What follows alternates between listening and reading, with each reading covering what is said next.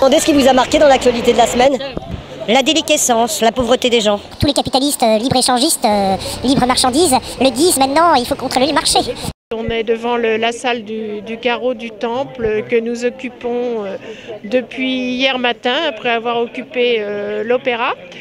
Et en fait, moi je suis restée hier jusqu'à minuit et demi, là j'ai pas dormi sur place et ce matin j'arrive et il n'y a pas moyen de rentrer. En fait. Allez madame, Ça va madame.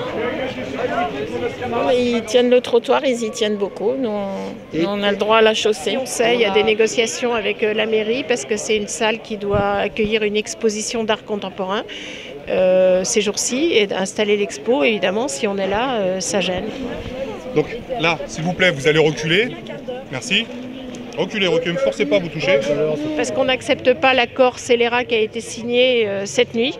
Donc voilà, même si en fait les annexes 8 et 10 ont été maintenus, mais avec des taux de cotisation plus élevés, des délais de carence beaucoup plus importants. Et d'autre part, pour les intérimaires, c'est encore pire avec des droits rechargeables et des choses qui sont enfin pas très admissibles, quoi. Tandis que, eh bien, les patrons du secteur de la restauration, tous ceux pour lesquels, nous soi-disant, on travaille, vont avoir finalement des travailleurs à des prix défiant toute concurrence et employables beaucoup plus facilement, puisque leur carence va augmenter, c'est-à-dire qu'au lieu d'avoir 8 jours après 3 semaines de travail, au lieu d'avoir 8 jours d'indemnité, ils n'en auront plus que 2.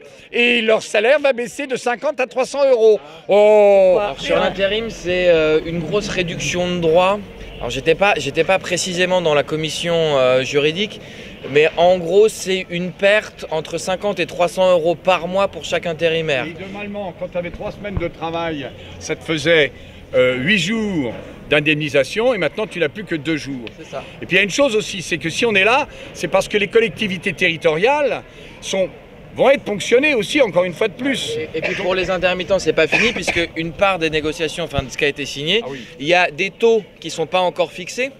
Donc il y a des choses qui ont été signées où les taux ne sont pas fixés.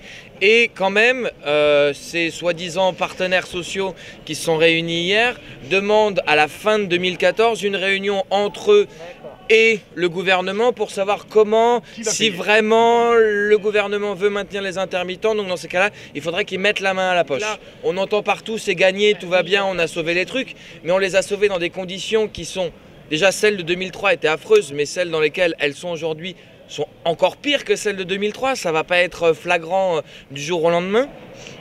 Mais il y a des retours de franchise qui, là, selon certaines études qu'on a dit, je ne vais pas dire de chiffres, mais pourraient faire qu'on perde 2 à 3 mois d'ACDIC comme ça parce qu'on a beaucoup gagné une année. Voilà. Il y a des cotisations supplémentaires, pour l'instant on n'a pas les taux. Il y a aussi un truc qui va être appliqué normalement à tous les secteurs d'entreprise, qui serait une surcotisation des structures qui ont recours à beaucoup de CDD de moins d'1 mois. Ce qui veut dire qu'à peu près toutes les compagnies qui sont en même temps employeurs et employés vont se retrouver à avoir et la surcotisation des annexes 8 et 10 et la surcotisation due à l'article qui prévoit cette surcotisation des structures qui ont recours au CDD de moins d'1 mois trop régulièrement. Donc c'est pas gagné. C'est pas TF1 ni Antenne 2 qui vont en souffrir. C'est ça. Voilà. Ceux-là, ils vont pas en souffrir. Si les carences peuvent monter à plusieurs mois par an, ça peut vraiment être une sale affaire. Parce que la moindre des choses, c'est d'être solidaire des intérimaires, qui eux en prennent énormément dans la gueule. Et parce que ça ne peut pas se faire comme ça, parce que vous imaginez bien la campagne qu'il va y avoir. Si nous n'agissons pas en faveur des intérimaires, on est vraiment des petits cons.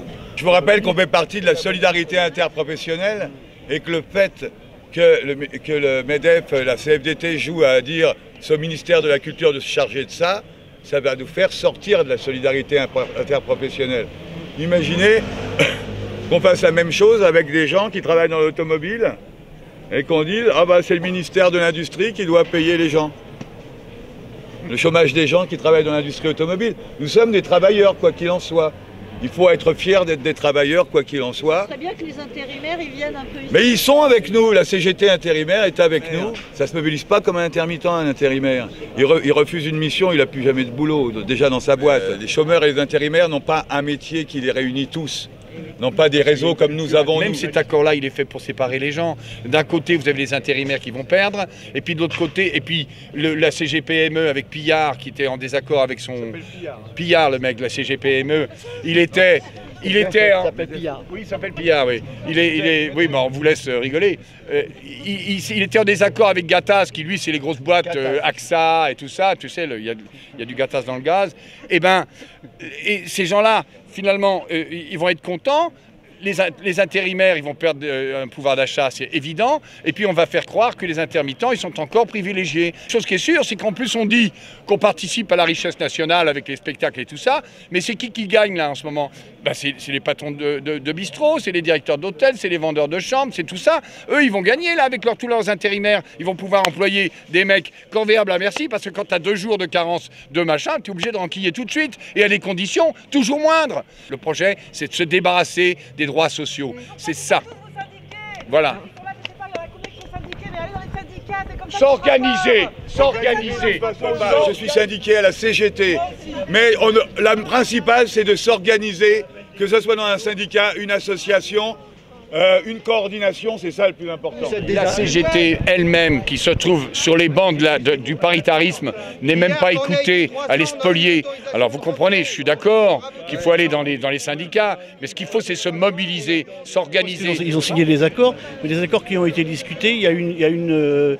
Ils ont arrêté les négociations à 12h30, interruption de séance. Ils sont revenus à minuit et demi avec des accords qui avaient été négociés dans les couloirs entre le MEDEF, CGPME et les syndicats qui ont signé. Voilà, donc cet accord, il est, d'après moi, il est totalement illégal. C'est négatif, hein. Je vous le dis de suite. Ça c'est négatif, ça c'est négatif. Non, je vous ai vu toucher le... Ah, moi j'ai touché. C'est un monsieur qui peut dire ça. J'ai donné la réponse. Le patron sur place a donné la réponse également. Voilà, on est en lutte pour défendre nos droits et on nous empêche de ravitailler les gens qui se défendent.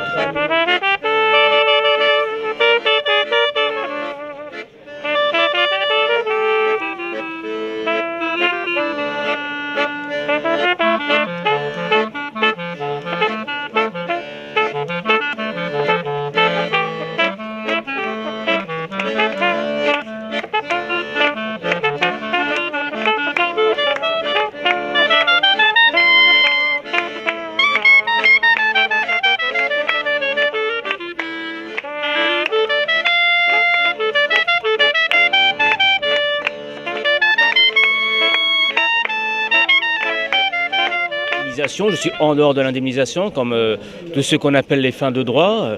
Je dépends en fait de l'État. Non, nous en fin de droit, on est les lycées pour compte, on n'existe même plus, nous. C'est ça. Nous on est foutus, on va tenir comme ça jusqu'à ce qu'on nous donnera en retraite. Non, personne nous défend. Ils n'en parlent plus du tout de nous. Quand on quitte l'indemnisation, qu'est-ce qui se passe pour nous? C'est l'État qui prend le relais. Moi, ça vient d'où, d'après toi, cette rumeur qui dit que tout est arrangé? Il y a des gens qui ont utilisé cette concertation sur la nouvelle convention UNEDIC pour leur campagne électorale. On a une solidarité interprofessionnelle, mais on n'a pas de solidarité entre nous. Et c'est ça qu'il faut fabriquer aujourd'hui, c'est recommencer la solidarité. On s'est trop endormi. La démocratie sociale est de plus en plus remise en question et la contestation syndicale au profit de syndicats qui sont plus arrangeants avec le patronat et avec le gouvernement. Il y a maintenant une loi qui permet de passer des accords dès lors que 3 syndicats sont d'accord, même s'ils sont minoritaires. Donc on a le même problème avec le pacte de responsabilité et on a le même problème avec le statut de l'UNEDIC. En fait, c'était une loi qui avait été votée avant, pour être exact. Qui avait été votée avant, pour être exact, et qui a été appliquée, dont l'application était en janvier. Elle avait été votée avant l'élection. Oui. Enfin, il ne l'a pas remis en question.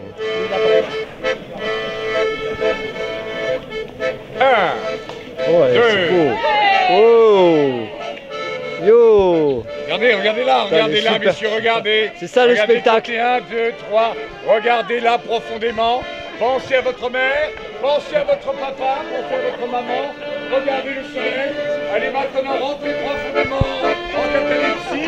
Vous êtes avec moi, n'ayez pas peur, tout va bien se passer. Vous descendez en fond de vous-même, la beauté vous submerge, là vous commencez à pleurer, le sang de votre cœur est pris, et vous dormez. Ça c'est de la com.